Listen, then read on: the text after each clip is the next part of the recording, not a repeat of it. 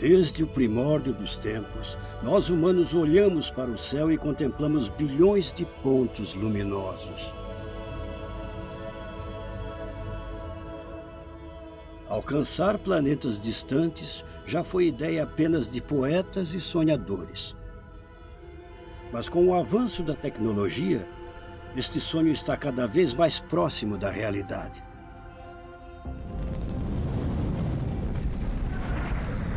Hoje, empresas e investidores planejam colonizar planetas distantes.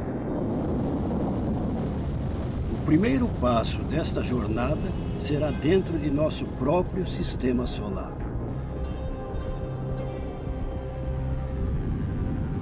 Surpreendentemente, cientistas estão planejando viagens a planetas que orbitam outras estrelas. Eles nos veem como uma espécie interestelar que se espalhará pelo universo. Será que já não cabemos no nosso planeta ou devemos expandir nossa existência para além das estrelas?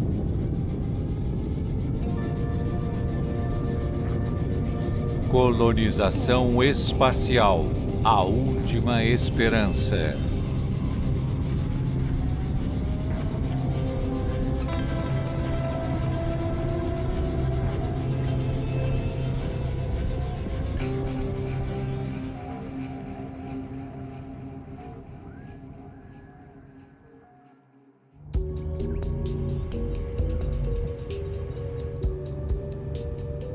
Estamos em uma jornada para descobrir os projetos mais ousados que têm pautado a atual revolução espacial. Esta viagem vai nos mostrar que as ideias mais ambiciosas às vezes começam nos lugares mais remotos. Nossa primeira parada começa em Coeur d'Alene, Idaho, onde a sobrevivência em caso de desastre é praticada. Iremos conhecer o profeta mais fervoroso da colonização espacial. O famoso futurólogo Marshall Savage escreveu 8 simples passos para colonizar a galáxia. Ele mapeou a saída da humanidade do planeta Terra. É um desejo instintivo da nossa espécie de migrar para o espaço, como os salmões nadam contra a corrente. Isso é algo que vamos fazer e você vê que pessoas como Jeff Bezos e Elon Musk já estão fazendo isso e representam esse desejo da raça humana de se expandir por entre as estrelas. E se a gente sobreviver à viagem, vai conseguir. E sem essa migração, não vamos sobreviver.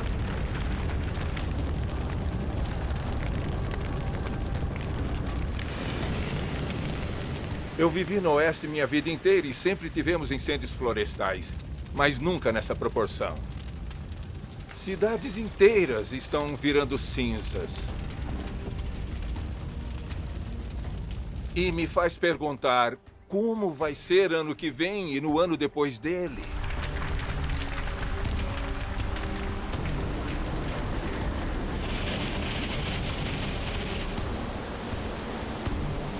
Marshall Savage observa que nosso clima está num ponto crítico.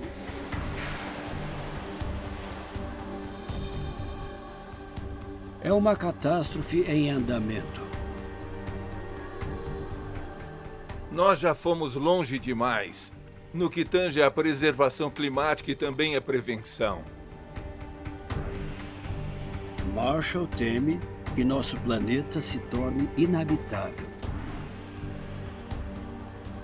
Eu não sei dizer quando vai acontecer isso, mas devemos ir assim que formos capazes de ir. Em Copenhague, Anna Olsen ouviu o chamado para ir ao espaço. Parece um pouco atípico, mas um armazém portuário é onde ela vai encarar um desafio gigantesco.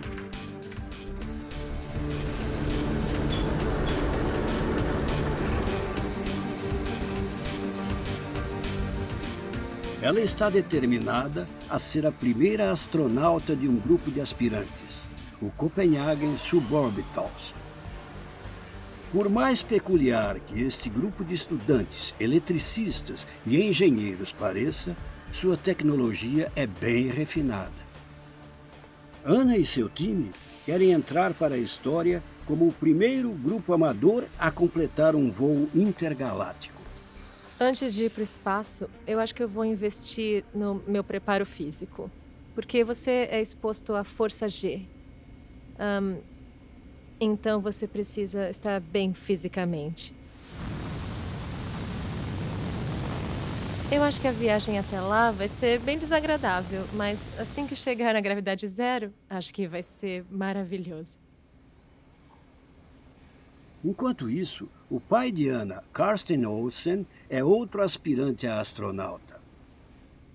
Eu amo viagens para o espaço. Eu amo a ideia de ir para outro planeta. É uma aventura, é uma grande aventura. É como sonhar com um novo mundo. Eu tenho um sonho de vida, que é olhar para a Lua do espaço. Eu tenho certeza que seria muito, muito lindo de ver. Financiado apenas por doações, o grupo já está decolando os próprios foguetes desta plataforma no Mar Báltico. A segurança da Marinha impede o tráfego de barcos, enquanto um foguete de menores proporções rasga o céu em direção ao espaço.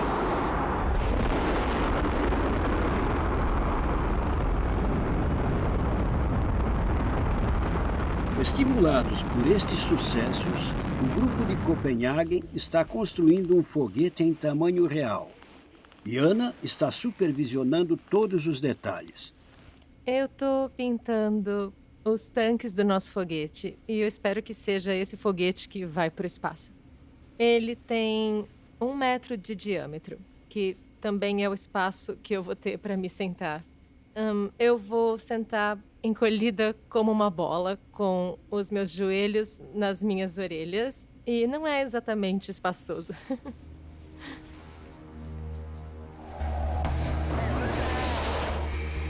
Infelizmente, pouco espaço é só um dos riscos que astronautas amadores correm.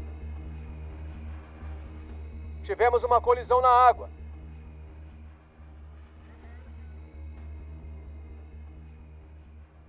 Alguns dos experimentos sem tripulação não deram certo, com falhas no motor e tanques ficando sem combustível.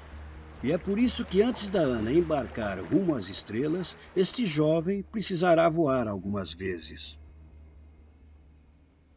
Esse é o Resgate Randy, o nosso boneco de testes. Ele é o nosso boneco astronauta. Já fez alguns testes com a gente nas cápsulas e nem todo voo pode ser chamado de bom. Teve uma vez que ele fez um voo em que o paraquedas não abriu como deveria. E ele perdeu uma perna nesse teste. O nosso médico auxiliar disse que ele teria sobrevivido, mas não nas melhores condições. Mas você ainda pode ser um bom astronauta sem uma perna.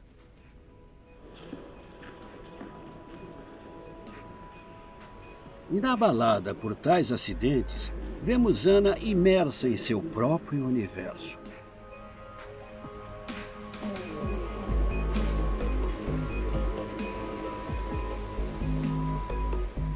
Eu sonho em ir para o espaço e flutuar na gravidade zero.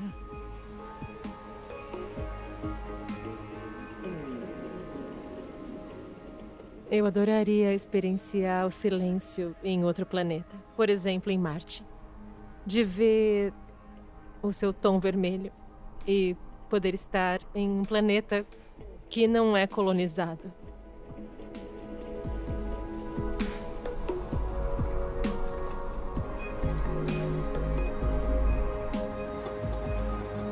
Ana e Karsten estão prontos para decolar. E não são os únicos entusiastas ansiosos para colonizar o espaço.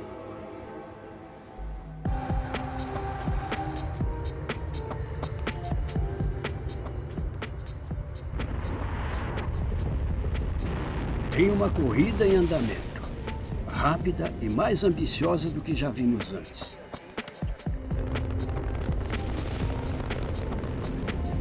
Empresários bilionários estão se aventurando no espaço em uma competição movida a testosterona.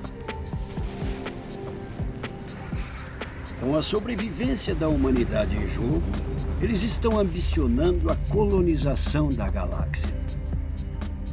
Qual é a sua visão sobre o futuro da exploração do universo? Nós queremos ver milhões de pessoas vivendo e trabalhando no espaço. O espaço é uma aventura, uma fonte inesgotável. E até onde a gente sabe, a Terra é finita e a humanidade precisa ir para o espaço se quiser continuar a evoluir como civilização.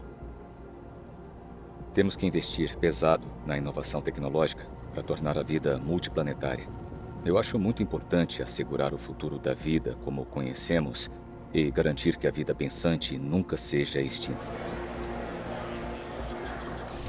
Naves e aterrissadores estão sendo construídos, não só para levar astronautas a outros planetas, mas para transportar centenas de milhares de viajantes para ocupar várias cidades espaciais projetadas por Elon Musk e outros.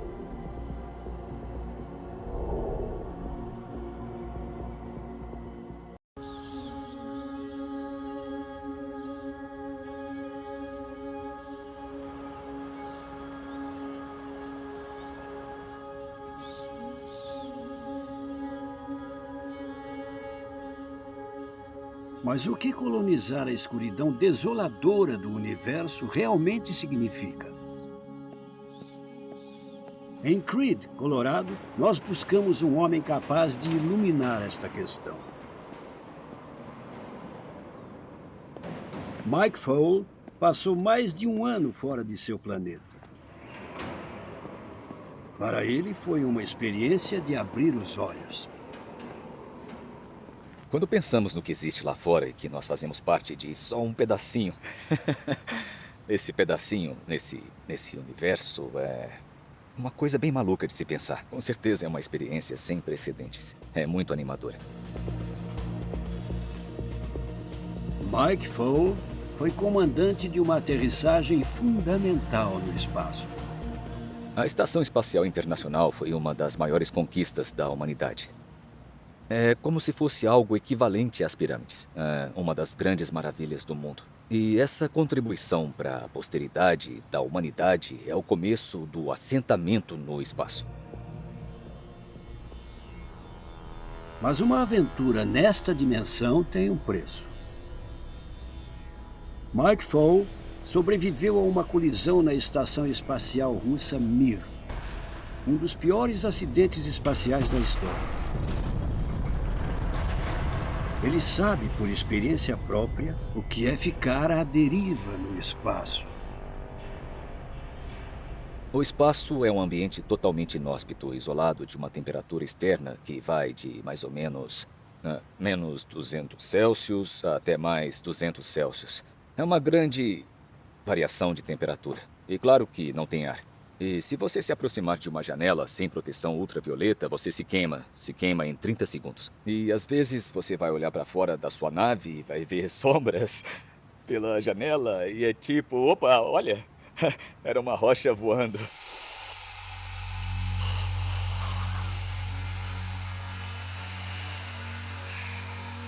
Se algo quebra na sua nave, sua vida está por um triz. Todo o seu equipamento de sobrevivência tem que funcionar. Se o oxigênio é produzido, o CO2 tem que ser filtrado, a sua água precisa ser fornecida e sua comida precisa estar em estoque. Então essa é a parte difícil do espaço. Apesar de tudo isso, Mike segue convicto. Existe um número grande de pessoas, homens e mulheres, que são movidos pelas mesmas motivações que eu tenho. Então vão superar bem as dificuldades, os desafios, as mortes, as doenças, todos os percalços de explorar e sair da Terra para se acomodar no espaço. Mas não vai ser 99,9% da humanidade, vai ser uma pequena parcela. Umas 100 até 1000 pessoas no espaço. E aí os humanos vão sobreviver a uma colisão de asteroide que vai acontecer, ou aos desastres ecológicos que com certeza vão acontecer. A humanidade, como ela é, Não como é agora, mas do jeito que evoluir, vai continuar para além da Terra.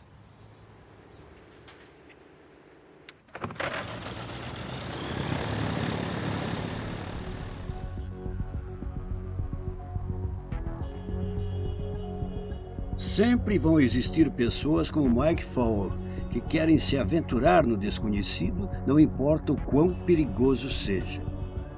É um sentimento humano pioneiro que vai nos levar para o sistema solar.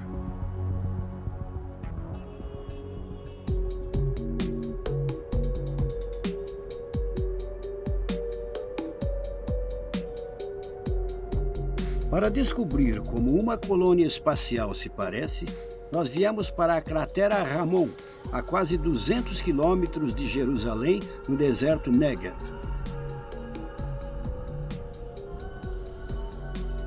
Há poucos lugares na Terra que são geologicamente similares a Marte.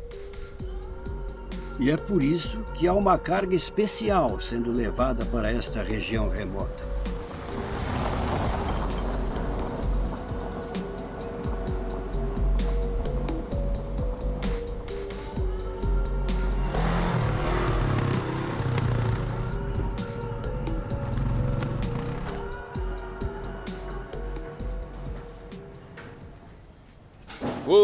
Olha só. Bem-vindos ao deserto. Bem-vindos a Marte.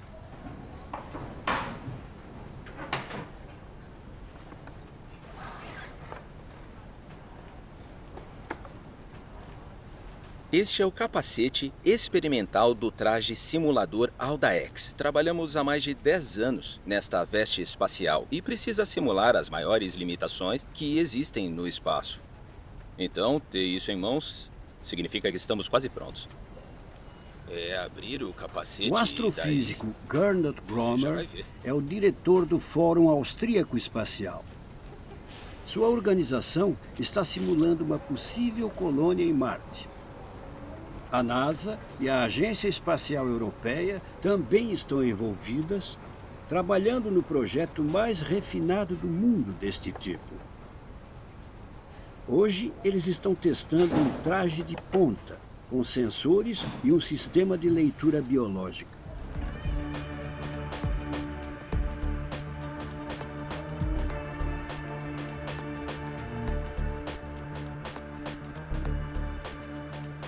Basicamente, depois de quase 30 mil gerações da espécie Homo sapiens, nós somos a primeira que tem os meios tecnológicos para realizar algo assim. Nós somos uma espécie migratória e eu acredito que faremos cidades em Marte com certeza. É uma questão de tempo. Vai ser uma mensagem para o universo de que continuaremos aí. Esse é o primeiro vislumbre das primeiras colônias espaciais.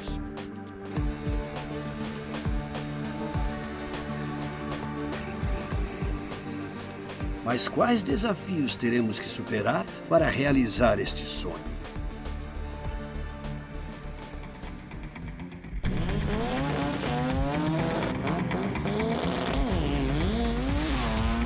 Há um homem que está mais familiarizado do que a maioria com os desafios de Marte. Doug Hoffman trabalha para o Laboratório de Propulsão a Jato, que já enviou vários astromóveis para o planeta vermelho. Ele sabe tudo sobre as condições neste planeta estranho. Nós temos várias sondas e robôs na superfície de Marte e, honestamente, para a vida humana, Marte é um planeta bem inóspito. É bastante frio, para começar. Não tem praticamente nenhuma atmosfera, o que contribui bastante para o frio. E é claro que não vemos nenhum ser vivo na superfície de Marte devido a essas condições. Até mesmo o percurso até lá seria muito perigoso. Os astronautas viajariam para fora da proteção do campo magnético da Terra, que nos protege da radiação.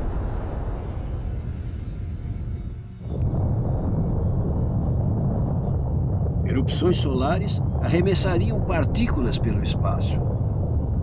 Estas tempestades de calor poderiam dizimar uma equipe a caminho de Marte. Se está viajando entre a Terra e Marte no espaço profundo e tem um evento solar significativo que pode criar uma quantidade enorme de radiação, isso seria difícil de criar uma barreira e também potencialmente mortal para a equipe. Além disso, os astronautas teriam que suportar um bombardeio de radiação cósmica.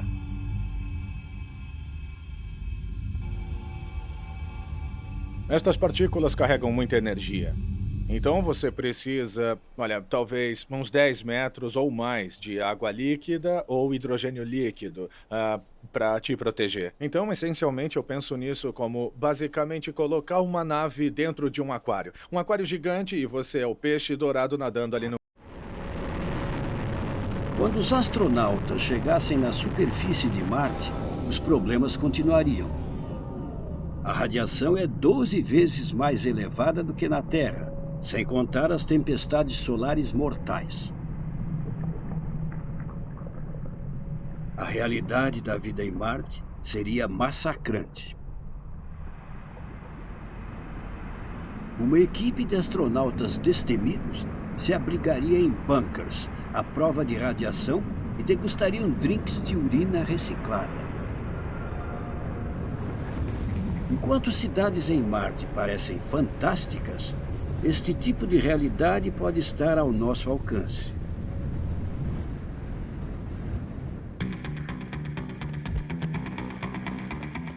Existe alguém que acredita ser possível.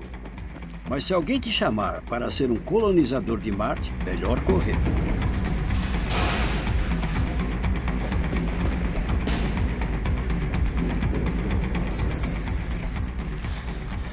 O antropólogo espacial Taylor Genovese combinou de nos encontrar em um silo de míssil abandonado, o lugar mais deprimente que ele conhece. A realidade de ir para outro planeta no nosso atual ambiente, eu acho que é como fazer uma analogia, viver num armazém de produtos da Amazon. Você não vai conseguir ver onde está.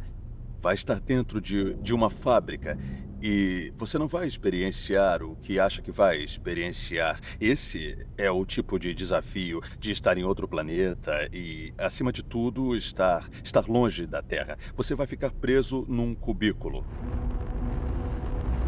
Apesar desta perspectiva sombria, homens corporativos intensificam esse objetivo, criando programas espaciais privados. A privatização de viagens espaciais já se tornou a regra hoje em dia. Tipo a Blue Origin, que é um braço da Amazon, e tem também a Virgin Galactic, que faz parte do conglomerado Virgin. Então, em vez de ir para o espaço investigar, nós estamos vendo corporações espaciais querendo ir para o espaço somente para explorar os recursos que tem lá. Querendo levar as pessoas para o espaço para terem mão de obra, para controlar e preservar uma visão corporativa do que eles acham que o espaço precisa ser. Prontos para a contagem regressiva. Ignição iniciada. 9. Taylor se preocupa com as consequências de acordos comerciais sobre Marte.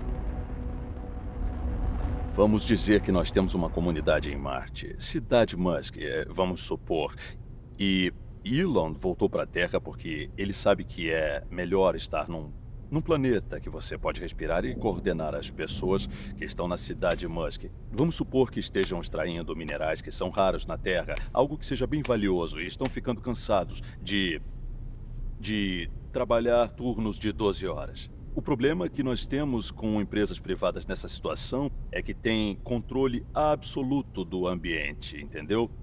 O que impede o papai Elon de desligar o oxigênio? Ou de restringir o fornecimento de comida ou o fornecimento de água?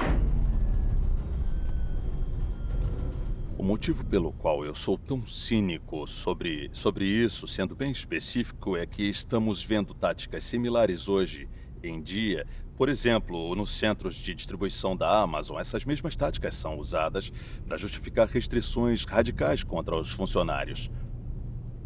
A diferença, é claro, é que aqui na Terra eles vão para casa. Em Marte não podem fazer isso. E é só apertar um botãozinho que o Elon Musk pode essencialmente transformar o paraíso de livre mercado dele num sistema feudal escravocrata.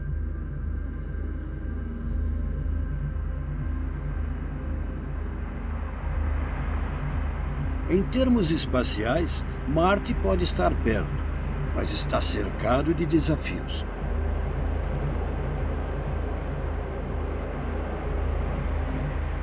Talvez seja mais promissor buscar um lugar mais hospitaleiro para além do nosso sistema solar. Talvez existam estrelas orbitadas por planetas como o nosso.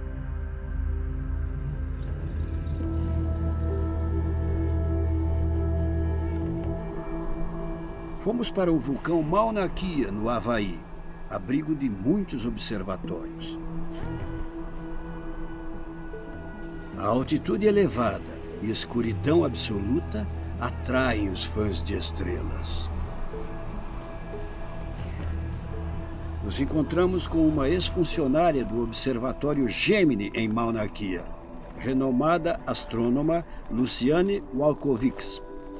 Luciane é uma das maiores caçadoras de planetas.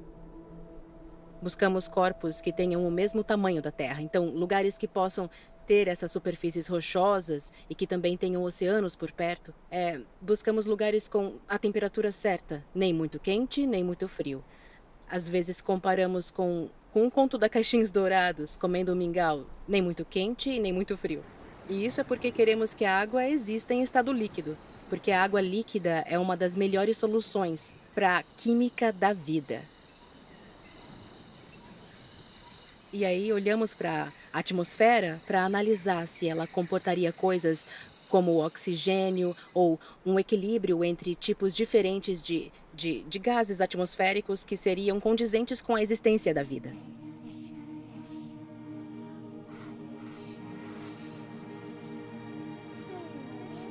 Até meados dos anos 2000, apenas alguns planetas fora do nosso sistema solar tinham sido descobertos. E ninguém sabia se algum se parecia com a Terra.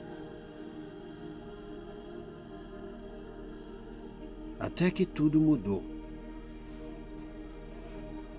Uma das coisas mais transformadoras em relação à descoberta de outros planetas em outras órbitas foi a missão Kepler, que começou em 2009. E eu tive a sorte de fazer parte do time de cientistas. Eu ingressei logo antes de começar, então eu estive presente e experimentei essa grande carga de tensão de ver o futuro da sua carreira decolando dentro de um foguete projetado para ser alçado no espaço.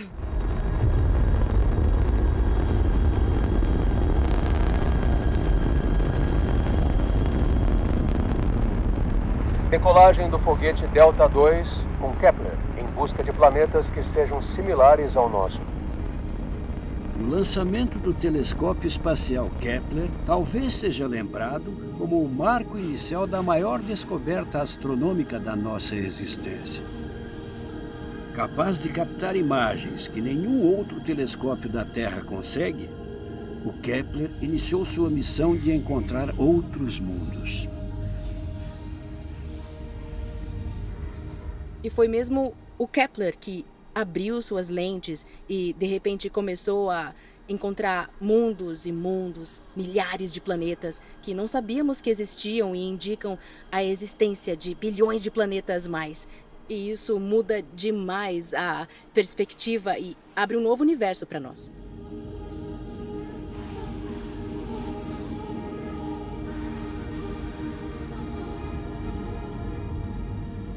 Kepler descobriu que muitos destes exoplanetas tinham características estranhamente familiares. Ninguém podia afirmar que existiam planetas minimamente parecidos com a Terra. E agora, por exemplo, parece que é provavelmente o tipo mais comum de planeta que existe.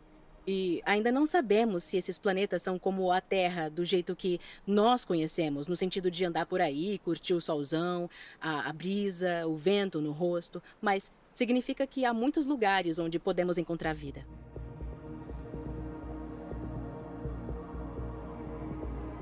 O mais promissor de tudo é que os exoplanetas foram encontrados no sistema estelar vizinho, o Alpha Centauri. Um deles, o Próxima Centauri B, está a 4,2 anos-luz de distância. Em relação à vastidão do universo, isso é quase do lado.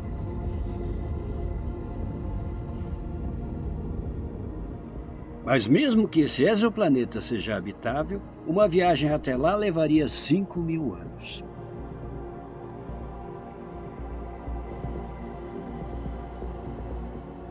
Me parece que um dos desafios principais em relação a viajar pelo espaço são essas longas distâncias que não temos ainda grandes soluções para que os seres humanos viajem dentro do tempo de sua própria vida, mesmo que seja para o sistema planetário perto.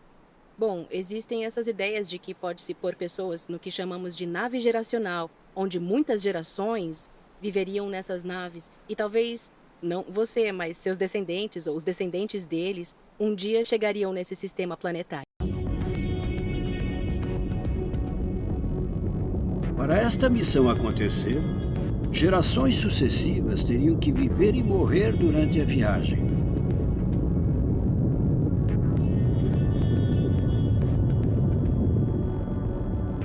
A menos que a ciência encontre uma solução.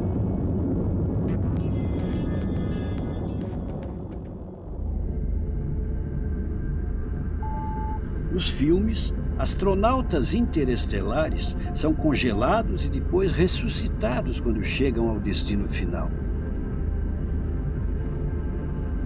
Existem muitas instituições ao redor do mundo considerando esta ideia originada na ficção científica. No laboratório médico da Agência Espacial Europeia em Colônia, o cirurgião espacial Adrianos Golemis está liderando as pesquisas para que astronautas façam viagens interestelares. Não seria incrível se a humanidade, ao viajar pelo cosmos, pudesse usar o conceito de hibernação? Isso é uma coisa que vemos no reino animal e que nós podemos aprender com a natureza. O que sabemos é que quando animais hibernam, eles usam menos energia e, por um longo período, com menos energia, eles sobrevivem mais. Seria muito prático para viagens espaciais, porque se você quer ir a uma missão de longa duração e estiver em estado de hibernação, você precisaria de menos comida. O equipamento que eu estou usando agora é baseado no conceito de calorimetria indireta. E o que é isso? A calorimetria vai medir quanta energia o meu corpo precisa por dia. É indireto porque isso, na verdade, é medido pelo ar que eu inspiro e expiro, por isso ele é fechado. No futuro, acreditamos que usaremos o mesmo conceito para poder calcular a quantidade de energia que o corpo precisa para o estado de hibernação. Nós sabemos que vai ser menos do que a energia que usamos no dia a dia, mas como cada pessoa é diferente uma da outra e um astronauta é diferente um do outro, precisamos calcular precisamente quanta energia eu preciso para poder viajar ou quanto você precisaria para poder viajar no espaço em estado de hibernação. Adormecidos, como Branca de Neve em uma caixa acrílica, nos faz perguntar qual seria a sensação. É basicamente um estado de sono profundo, mas isso é só o que nós sabemos, com testes em animais e pessoas que passam por grandes procedimentos cirúrgicos. Não sei se sonharemos. Teremos que perguntar aos futuros astronautas. O próximo passo parece retirado de um roteiro de filme. Astronautas interestelares seriam postos em animação suspensa. Surpreendentemente, isto já é feito hoje em dia, mas as pessoas por trás destes métodos radicais não têm nada a ver com missões espaciais. 0,5, ele não está respirando. 1, 2, 3. No Centro Médico de Maryland, cirurgiões pioneiros acabam de dominar uma técnica inovadora para tratar ferimentos graves.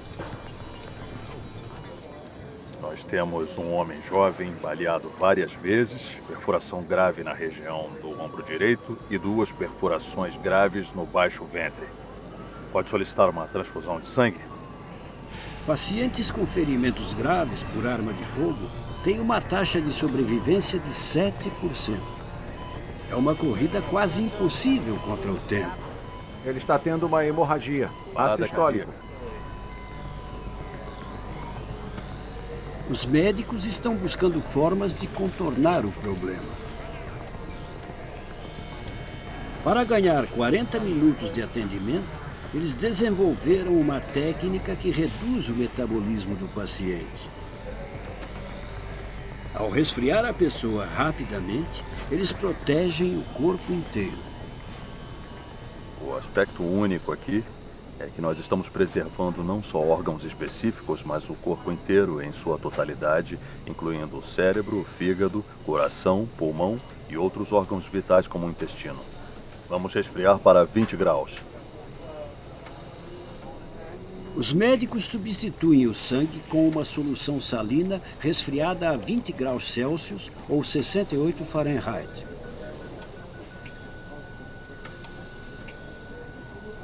Em poucos minutos, o paciente entra em estado de hipotermia. Este procedimento pode ser o começo de uma importante revolução em viagens espaciais. Acho que estamos só no começo, criando os fundamentos. O refrigeramento seria uma parte importante da animação suspensa prolongada durante uma viagem.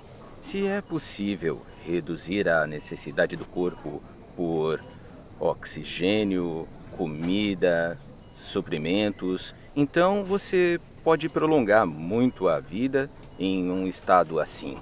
Talvez não seja o único elemento, mas a temperatura vai ter um papel importante, com toda a certeza. Em missões espaciais interestelares, a animação suspensa precisa durar meses ou mesmo anos. E aí mora o problema. Existe um acúmulo grande de potássio e ácido e para lidar com isso nós precisaríamos de um protocolo para administrar e remover o potássio e neutralizar o ácido. Para usar este método para voos de longa duração, os cientistas precisam controlar o acúmulo de substâncias ácidas no corpo dos astronautas.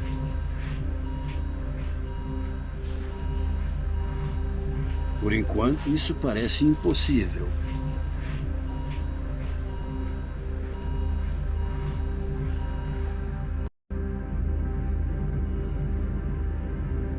Mesmo que a gente encontre um método para congelar humanos, uma viagem de milhares de anos não seria fácil.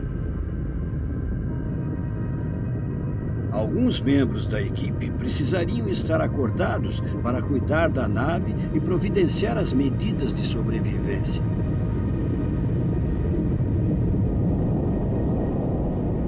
Para fazer com que as missões se perpetuassem por séculos, a equipe precisaria manter níveis de reprodução. Dar à luz dentro de uma nave é desafiador. E no ambiente de confinamento de uma estação espacial, as opções de parceiros seriam limitadas.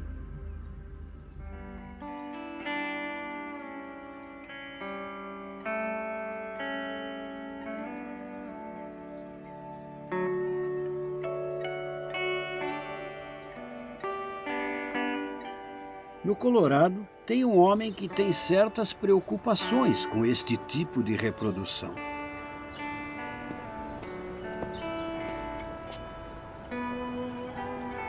Simon Dubé, um renomado sexólogo espacial, se preocupa com a reprodução interestelar. Se não tivermos pessoas o suficiente nas naves ou nas colônias, vamos nos deparar com situações em que alguns indivíduos terão que se reproduzir com pessoas que têm no DNA algum grau de parentesco. Isso aumenta os riscos de doenças genéticas e malformações congênitas. Em uma situação na qual temos convívio multigeracional prolongado, precisamos buscar formas de implementar mais variedade genética na população. Renovar a gama de genes seria essencial. Ou depois de 5.000 anos de reprodução, a equipe se transformaria em mutantes bizarros.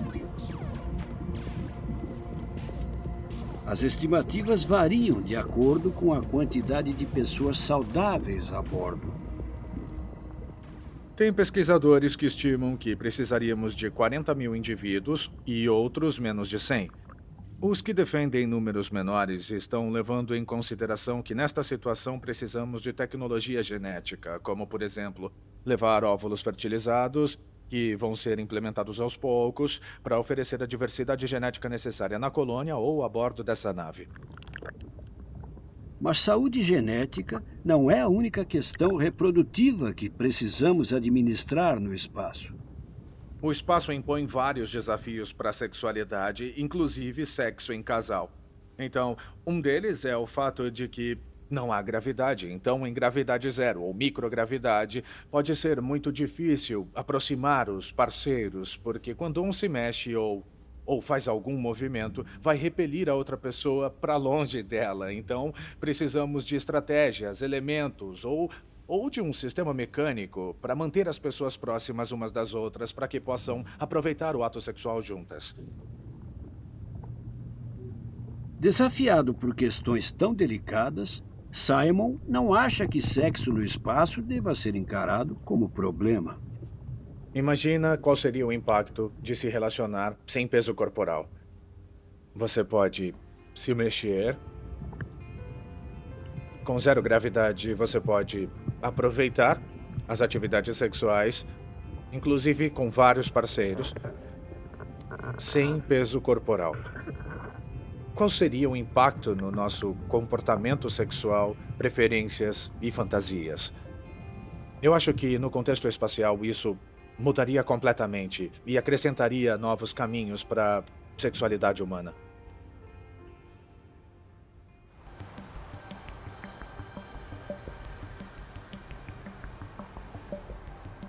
Apesar desta perspectiva esperançosa, os cientistas só podem enviar colonizadores em longas viagens se lidarem com os nossos corpos. Somos muito frágeis para ficar longe da Terra. Surpreendentemente, tem um homem em Nova York que acredita ser possível superar esse obstáculo.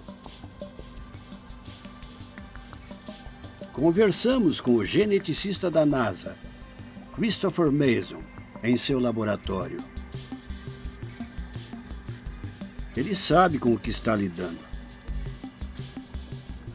O corpo humano não combina com o espaço, porque são circunstâncias extremas e ambientes terríveis que nós teríamos que encarar, tipo chuva de ácido sulfúrico ou gravidade brutal ou radiação capaz de matar uma pessoa em menos de um dia. Até no nosso sistema solar, temos lugares já vistos completamente inóspitos para humanos e temos que lidar com eles.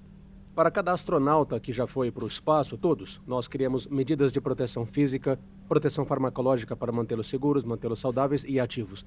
Mas agora estamos no limiar de implementar medidas genéticas, mudanças celulares ativas para mantê-los a salvo. Em vez de contar apenas com proteção fisiológica externa, podemos ativar defesas que estão presentes em todo o nosso corpo ou adicionar novas. Até alguns anos atrás, alterar o genoma humano era ficção científica. Hoje, os geneticistas estão à beira de tornar os humanos aptos para viagens interestelares. A ameaça mais perigosa é a radiação. O maior risco da radiação é que prejudica o seu DNA e proteínas e também te impede de sobreviver. O que nós fazemos é pegar proteínas do nosso próprio DNA, do nosso genoma e de outras criaturas, como os tardígrados, e pegar estes pedaços de genes que dão proteção adicional. A gente copia eles, clona e cola em células humanas.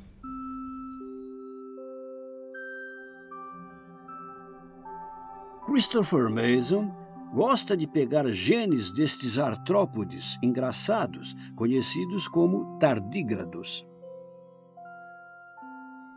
Tardígrados são estas criaturas fofas como ursos d'água porque parecem com ursinhos. E é uma espécie encontrada em vários solos e superfícies ao redor da Terra. São ursinhos multicelulares que podem sobreviver a qualquer coisa. Eles podem sobreviver à radiação, eles sobrevivem no vácuo do espaço, e reanimados e reidratados, eles podem sobreviver a secas. Eles são mesmo criaturas extraordinárias. Vem cá, vamos dar uma olhadinha nas células. Vamos ver como que vão as células humanas e de tardígrados. Eu acho que o Greg tá aqui. Ô, Greg. Oi. E aí, como é que vão as coisas por aqui? A gente tá centrifugando elas. Ótima hora isso, a temperatura tá caindo. Estas células em solução rosa não pertencem a nenhuma espécie conhecida. São uma mistura completamente artificial de ursos d'água e humanos. Criamos células humanas que carregam traços dos tardígrados em seu DNA e potencializadas a resistir a 80% mais de radiação do que resistiam antes. Todas as células humanas que carregam o gene resistente à radiação dos tardígrados vão se destacar no microscópio. Christopher Mason está feliz de ver que o experimento funcionou, abrindo caminho para modificações genéticas mais refinadas. Um outro desafio é que você tem pouca luminosidade em viagens espaciais e recursos limitados. Mas e se nós transformássemos os fótons em comida, ou se tivéssemos clorofila dentro de células humanas? Algo como cloromanos, como plantas, basicamente. E se a gente pudesse deitar no sol para poder matar a fome, obter os nutrientes e voltar para a sombra quando saciado? Fazer isso funcionar, você precisa de umas 2 quadras de tênis de pele que abrisse para poder pegar o sol, pelo menos na Terra, para poder se alimentar por um dia. Então, é só imaginar tendo tudo isso de pele. E aí você pode desenrolar, deixar ela absorvendo luz e enrolar de volta, como um painel solar portável. Só que, claro, feito de pele.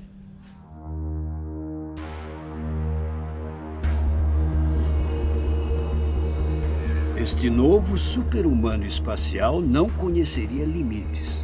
Respiraria hélio e mergulharia na nebulosa Boomerang. Isso se vira a luz do sol. Nosso laboratório tem um plano de ter humanos vivendo sob a luz de um novo sol em 500 anos. Eu vou estar morto durante a maior parte do plano, mas o ponto é que delimitamos o que pode acontecer e deveria acontecer. Aprendemos muito sobre genética nos últimos 10 anos. Foi a primeira fase. Nos próximos 20 anos, vamos pegar estas lições e descobertas sobre genética e criar estas células, criar genomas que contêm fragmentos de outras criaturas para ajudá-las a sobreviver em condições extremas. E na fase 10, em 500 anos, vamos ter o resultado, o conhecimento genético para poder proteger os astronautas e teremos exoplanetas descobertos para saber para onde vamos mandá-los.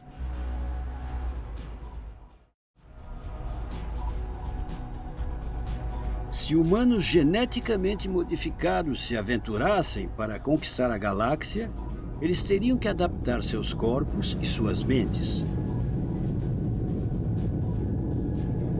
E esta é uma questão ainda mais delicada. Nosso desafio seria ficar sãos, trancados por gerações em uma nave rumo ao desconhecido.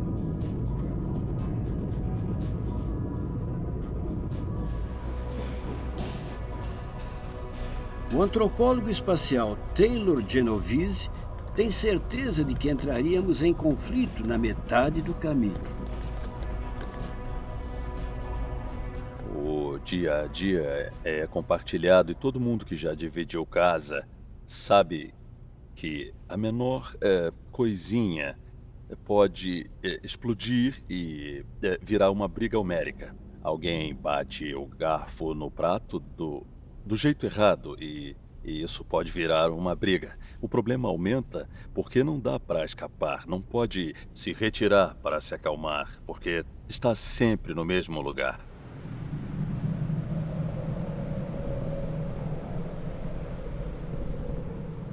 As estações árticas são boas porque você pode analisar como as pessoas vão reagir a ambientes hostis.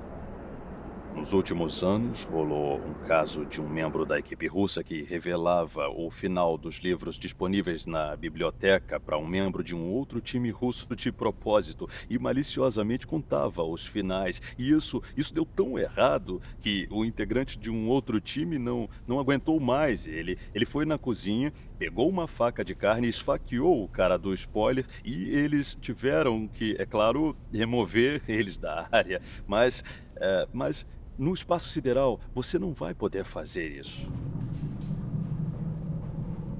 Mais perigoso ainda é se alguém se irritar e decidir abrir uma porta ou perfurar alguma coisa da estrutura que desestabilize a nave. Isso coloca em perigo todo mundo a bordo. Vão existir vários problemas, vão existir questões sobre como vão resolver os problemas e sobre isso ninguém fala.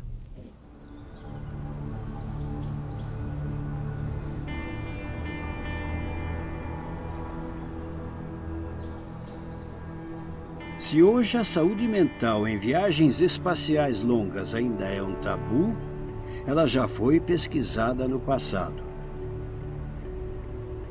Em Nova Jersey, conhecemos uma pessoa que foi cobaia em um experimento em Moscou durante os anos 90. Pela primeira vez, a professora canadense Judith Lapierre rompe o silêncio sobre um estudo russo que foi um escândalo internacional. Eu estava muito animada de me envolver em um projeto tão grande, porque naquela época representava um estudo relevante sobre confinamento prolongado com uma equipe internacional de homens e mulheres. Então eu estava animada e orgulhosa. Era um sonho se tornando realidade. O experimento propunha que a Judith ficasse trancada em um grande container de metal por 110 dias. Ela e um grupo de homens morariam lá, confinados e sob constante observação. Judith Lapierre aceitou o desafio. Eu sou a mulher participante da equipe e estamos treinando agora para iniciar o experimento. Eu teria gostado, é claro, se tivesse outras mulheres, porque eu acho que seria bom para mim ter apoio e na vida real existem homens e mulheres, então devia ter mais, mas infelizmente só tem eu até agora. Em 4 de dezembro de 1999, Judith estava pronta para ser trancada em um container como parte de uma equipe internacional que se juntaria a uma equipe russa ali dentro. Eu lembro de ver todo mundo na fila, entrando na cabine, as portas se fechando e ali a gente começou a nossa missão de 110 dias. E foi um cronograma muito puxado. A gente desenvolveu mais de 100 estudos e os dias duravam das 8 da manhã até as 10 horas da noite.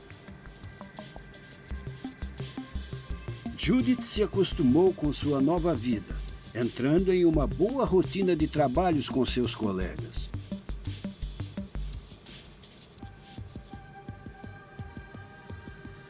Da sala de controle, os supervisores acompanharam o entrosamento da equipe. Ninguém tinha a menor ideia de que o experimento estava indo de mal a pior. O clima e a dinâmica das cabines mudaram na véspera do Ano Novo dos anos 2000. Era tipo uma festa, é claro. A gente fez a primeira refeição e pouco depois da meia-noite, teve uma briga entre os membros russos da equipe. Foi uma briga bem violenta e agressiva, que deixou um dos integrantes bem ferido. Judith esperava que um dos homens da sala de controle fosse intervir. Mas ninguém veio. Isso foi uma pequena parcela de um evento que desencadeou em descontrole. A gente não conseguia dormir depois dos incidentes. A gente ficou na sala e depois os integrantes da equipe russa começaram a fazer piadas sobre fazer um experimento envolvendo a minha pessoa. Ele tinha acabado de fumar e queria fazer um teste me beijando sem o cigarro e na frente de todo mundo. Então eu disse, de jeito nenhum, eu não quero participar. O que está fazendo? Ele me puxou da minha cadeira, eu sentei de novo, ele me puxou outra vez. Eu olhei para os meus colegas e meu comandante dizendo, o que ele está fazendo? Ele está me levando para a cozinha com ele de novo. Foi quando ele decidiu que me daria um beijo à força. Eu empurrei ele tentou de novo, eu empurrei de novo e eu saí da cozinha e voltei para os meus colegas. E estava em choque, porque o dia mal tinha começado, já estava um clima errado e foi horrível.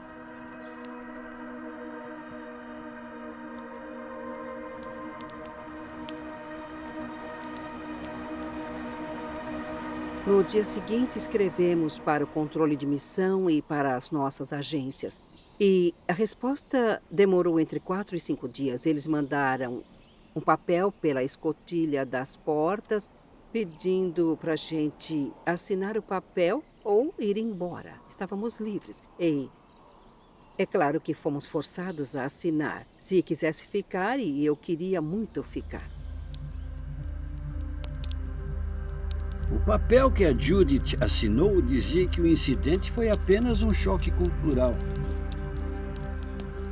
E eu posso afirmar que não foi isso. Ele tinha interesse sexual por mim e ele me beijou à força 2 vezes. Eu rejeitei, mas ninguém reconheceu isso e foi só minimizando como um caso de choque cultural, dizendo que eu não estava aberta à diversidade cultural.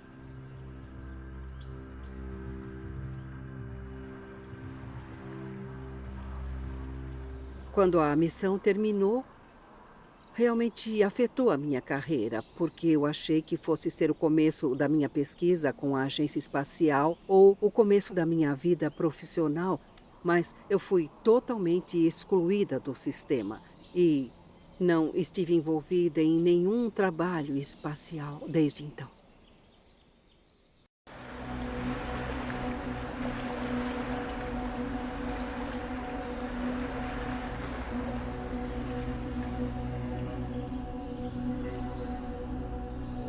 Baseados na experiência da Judith Lapierre, podemos concluir que atravessar os séculos em uma nave espacial resultaria em conflitos, crimes e depravações.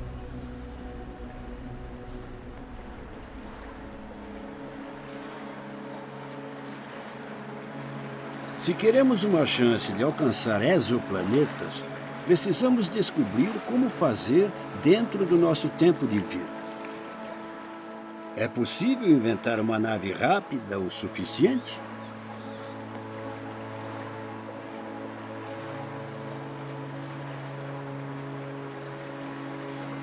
Em Idaho, nos reencontramos com Marshall Savage, educador científico, visionário e futurólogo. Marshall tem ideias sobre como criar naves superpotentes. Einstein nos ensinou que energia e matéria são intercambiáveis e uma quantidade pequena de matéria tem grandes quantidades de energia. Mas o único jeito viável e real de fazer essa conversão, de extrair toda a energia de um pouco de matéria, é usando a antimatéria. Quando matéria e antimatéria se encontram, elas anulam uma a outra e o resultado é pura energia. Então, se puder criar e armazenar antimatéria o suficiente, aí se torna possível ter energia na escala de propulsão fotônica. Isso significa que, em vez de combustão de químicos saindo do foguete, ou então de partículas de rápida fusão, você tem fótons saindo do foguete e eles viajam na velocidade da luz.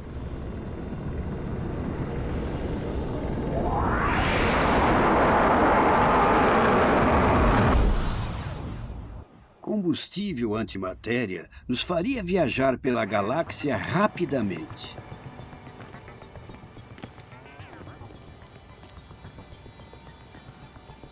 Por mais impossível que pareça, antimatéria já é produzida e armazenada na Terra atualmente.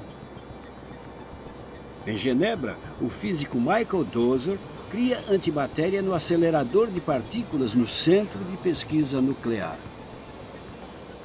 Na verdade, é bem fácil criar antimatéria e trabalhar com ela. Tudo que precisa é um sincrotron protônico, onde você acelera partículas criando muita energia, esmaga eles contra um bloco de irídio e, se tiver sorte, 1 em 1 milhão, você consegue ter um par de próton e antipróton. Estes antiprótons se movem quase na velocidade da luz, trazendo para cá, e aí são desacelerados na estrutura que podem ver aqui. Ali tem um grande desacelerador que rodeia o prédio inteiro atrás dos blocos de concreto. E aí vem para este círculo bem aqui, que é a etapa final, que desacelera eles o suficiente para que a gente consiga pegar eles. Produzir antimatéria é fácil se você estiver no Centro Europeu de Pesquisa Nuclear, o maior do mundo. Ele abriga cientistas de 85 nações e consome mais energia elétrica do que 300 mil casas em um ano.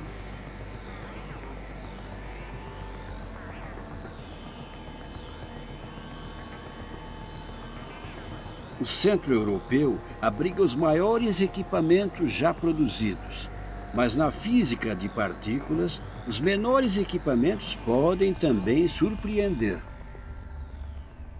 Este é o coração da matéria ou da antimatéria. É assim que se parece uma armadilha antimatéria, e esta é a mesma armadilha que usamos há 10, 15 anos. E o que vocês estão vendo aqui é uma armadilha que captura a antimatéria sem ter contato com a matéria, porque se elas se tocam, elas se anulam. Então a gente preserva a antimatéria no vácuo e tem contato com ela apenas através de campos elétricos e campos magnéticos.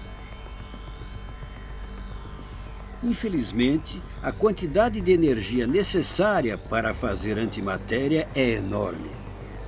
120 gigawatts são necessários para criar uma quantidade ínfima desta substância misteriosa.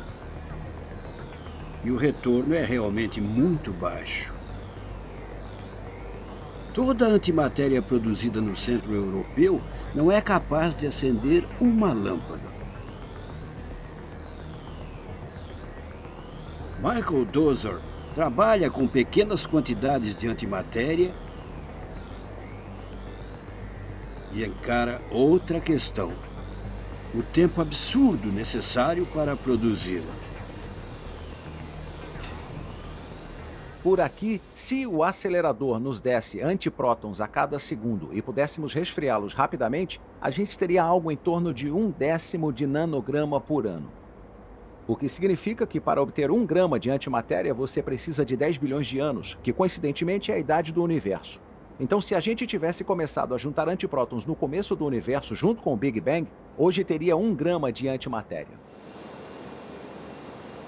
Mesmo que este longo processo de produção fosse prático, conseguiríamos produzir combustível suficiente para chegar em outro sistema solar?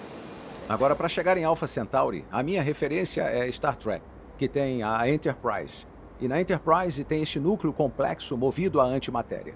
São tipo 2.000 toneladas de antimatéria, mas a gente pode ser mais econômico que isso e usar alguns quilogramas. Significa que você precisa não só de 10 bilhões de anos, mas precisa de algo em torno de 1.000 ou 10.000 vezes mais do que isso, que provavelmente vai ser mais do que a idade do universo. Mesmo no futuro, essa é a quantidade de tempo que precisa sob as condições tecnológicas atuais para produzir antimatéria o suficiente para chegar a Alpha Centauri. Você chegaria lá mais rápido se fosse andando.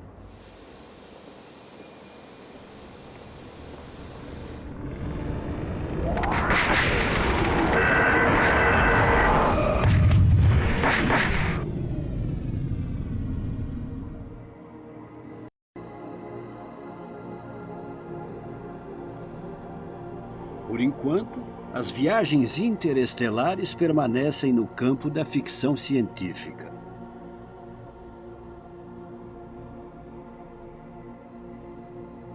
A menos, é claro, que a gente receba ajuda extraterrestre.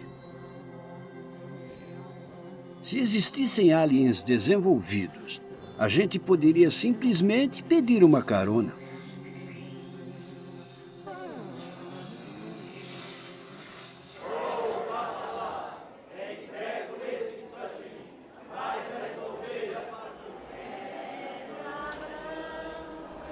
Aqueles de nós que esperam conseguir uma carona de um OVNI podem enviar seus pedidos a esta colônia de extraterrestres aqui na Terra. No Vale do Amanhecer, no Brasil, moram pessoas que acreditam ser descendentes de uma espécie alienígena do planeta Capella.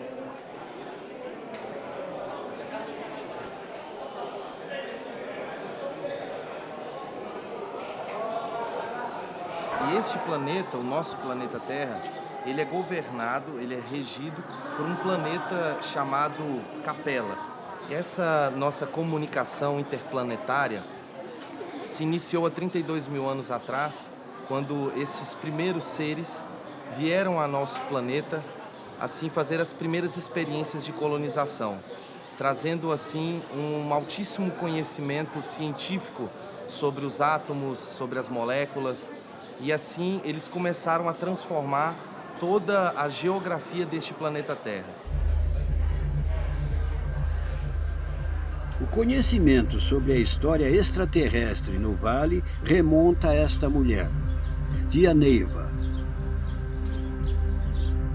Batizada como Neiva Zelaya, Tia Neiva foi motorista de caminhão e mãe de 4 crianças. Quando morreu em 1984, seus discípulos preservaram sua casa intocada. E até transformaram seu banheiro em um santuário. Fotografias mostram como ela, desde os anos 60, começou a receber energia cósmica.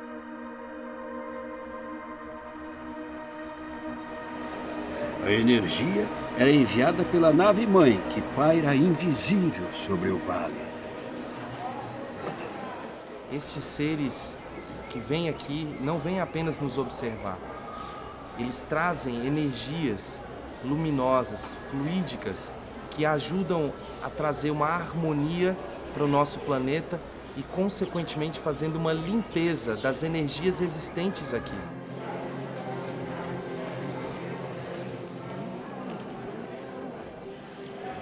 Até hoje, os discípulos de Tia Neiva ainda estão coletando os raios curadores enviados pelos aliens benevolentes. Será que esta energia pode ser usada para nos alçar para outros planetas? Primeiro, que eu não acredito que a nossa constituição molecular física consiga suportar esta viagem da qual teremos que fazer daqui para outro planeta. Porque este corpo físico, ele foi programado e elaborado para viver, para cumprir uma jornada neste planeta. E a sua composição molecular não nos permite habitar outros mundos.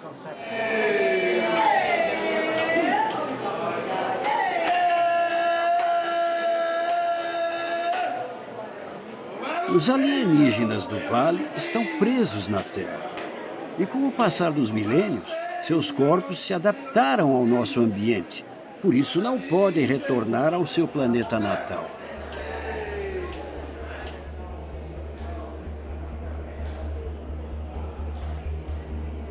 Assistir esta comunidade recebendo energia do espaço sideral é uma experiência instigante. E por momentos parece tão absurdo quanto viajar para outra galáxia.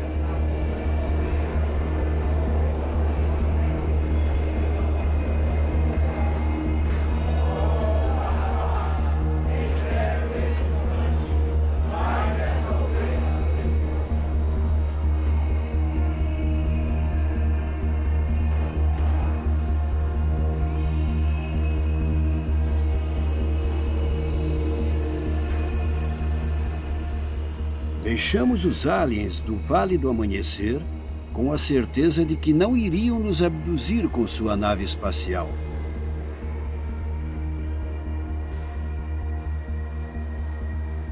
Nossa jornada nos mostrou que nós, humanos, não devemos nos comportar como criaturas interplanetárias, esgotando o nosso planeta e mudando para outro. E isso é motivo de tristeza?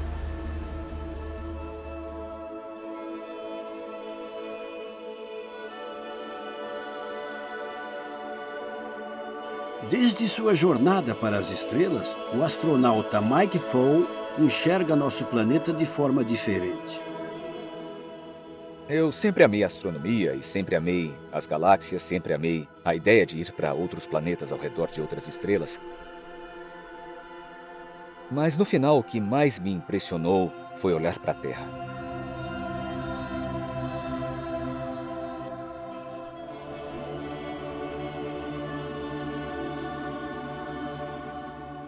A Terra está sempre mudando. As luzes mudam, as estações mudam. As estações sempre mudam. E é muito fascinante. É absolutamente contagiante. Quando chegamos acima da América do Sul, quase sempre a iluminação vem de um ângulo baixo. Então tem um tom de azul escuro que é quase misterioso. Parece frio e é frio. Mas dá para notar que eu consigo ver ondas. E eu penso, ondas? Dessa altitude? Não, não pode ser. Sim, você pode ver ondas. Ondas do Atlântico Sul indo ao redor do planeta todo nessa latitude. Porque são tão gigantes formadas pelos ventos da atmosfera que você consegue ver as espumas das ondas se quebrando no espaço da órbita a centenas de quilômetros de distância.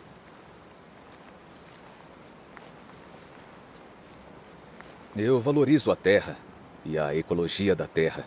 E eu preciso dizer que é muito importante cuidar dela. Ainda mais depois de estar no espaço.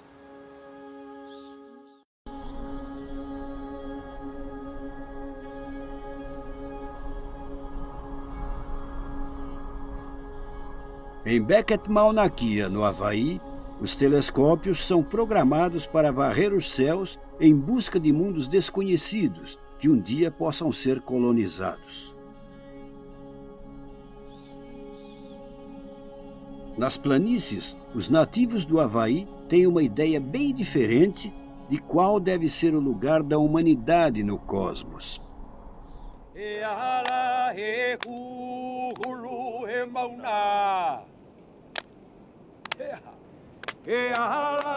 Este lugar carrega muitos simbolismos. Neste vasto terreno, ciência digna de prêmio Nobel se encontra com a sabedoria indígena.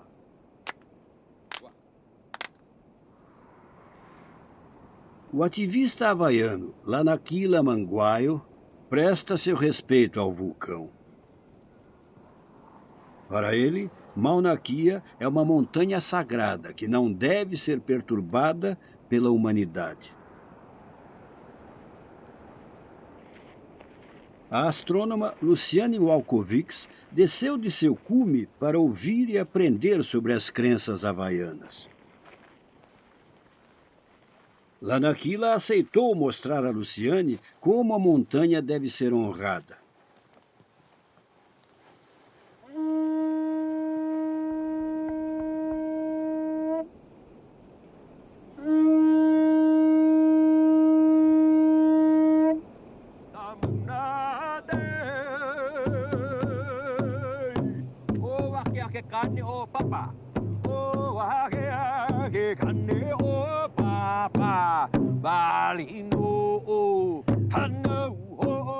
Os havaianos têm sua própria cosmologia, que é expressa através de canções e danças tradicionais.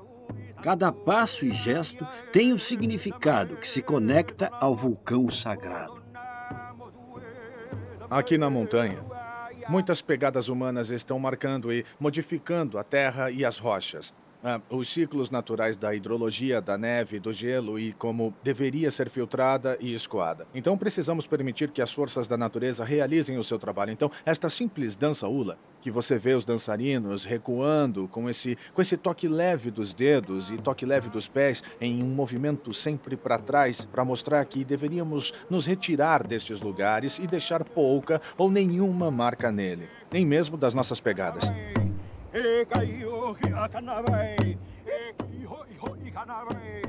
Lanakila vê os humanos como parte da criação, e nós perigosamente ignoramos isso.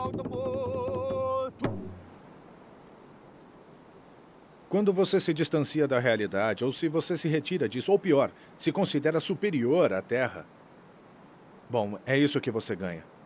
Este não é o ecossistema original desta terra. Depois que sofreu interferência humana, toda a mata nativa desta montanha foi dizimada.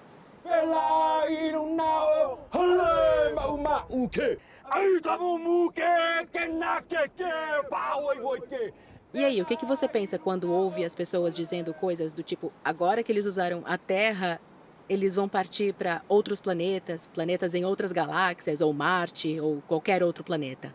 É muito assustador para mim pensar nessas pessoas partindo em missões para continuar esses processos de exploração em outros planetas.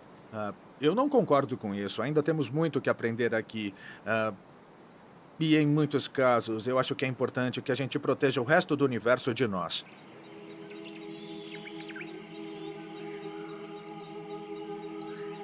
Luciano Alcovics tirou algumas conclusões desta mensagem.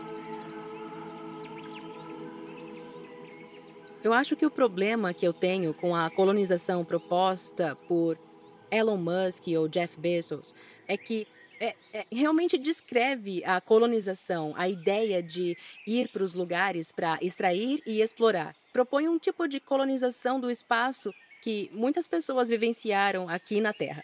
Bom, na Terra nós temos ameaças à nossa existência. São coisas como o aquecimento global, que está provendo um mundo menos habitável do que aquele que desenvolveu a nossa espécie até agora. E não temos como tratar o nosso planeta como algo descartável, usar tudo, comer tudo e depois jogar no lixo.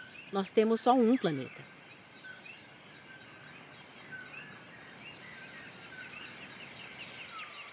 Eu olho para esse mundinho e vejo uma variedade inebriante de vida, sustentando uma abundância e riqueza que não existe em nenhum outro planeta visto até hoje. E mesmo que a gente encontrasse um planeta em constelação que pudesse talvez ser um pouco como esse, a gente não teria como saber, não teria como mandar os humanos para lá no nosso tempo de vida. E enquanto isso, estamos aqui, rodeados por esse paraíso.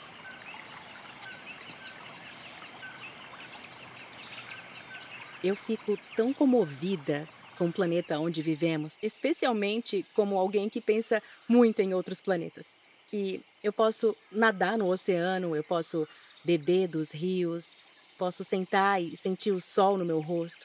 E eu sei que ele não me machuca, mas na verdade me sustenta e me nutre, não só a mim, mas as pessoas que eu conheço e todas as pessoas, toda a humanidade que já viveu.